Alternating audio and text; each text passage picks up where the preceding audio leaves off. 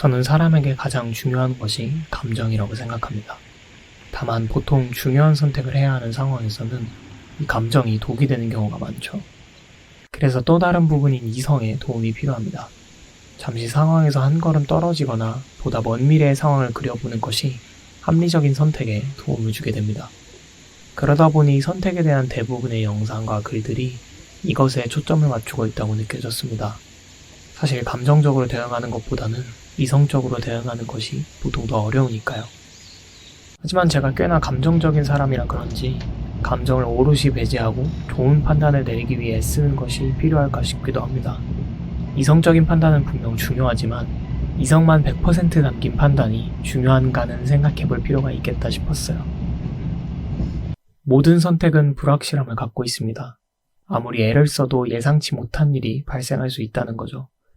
보통 이성적인 선택을 하고자 애쓰는 경우에는 무엇인가를 얻고자 하는 경우인데 이 불확실함으로 인해 최악의 경우에는 얻고자 하는 것을 얻지 못할 수도 있습니다. 아무리 객관적으로 보려 해도 그 상황에서 보이지 않는 것들도 있을 수 있고 설령 시간을 둔다고 해도 도저히 생각나지 않는 측면들도 있을 테니까요.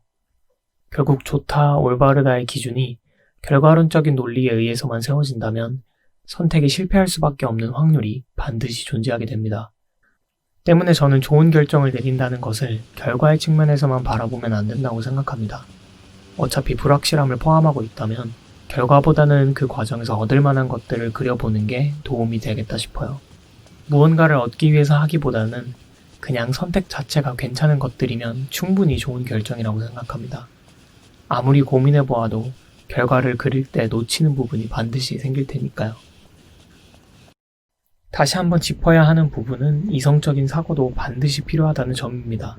그러나 이성적이기만 한 생각은 오히려 좋은 선택을 보장할 수 없기에 감정 또한 반드시 고려해야 한다는 게 제 생각입니다. 어쨌든 중요한 선택 앞에서 저희는 최선을 다해 고민할 테니까요.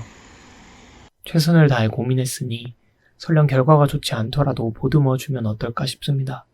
선택의 순간이나 과정에서 애썼던 스스로에 대한 연민의 감정도 포함할 수 있으면 보다 풍성하고 의미 있는 선택을 할 수 있으리라 생각합니다. 그 어떤 사람도 항상 완벽할 수는 없으니까요. 2020년 9월 1일 오늘도 제 이야기를 들어주셔서 감사합니다.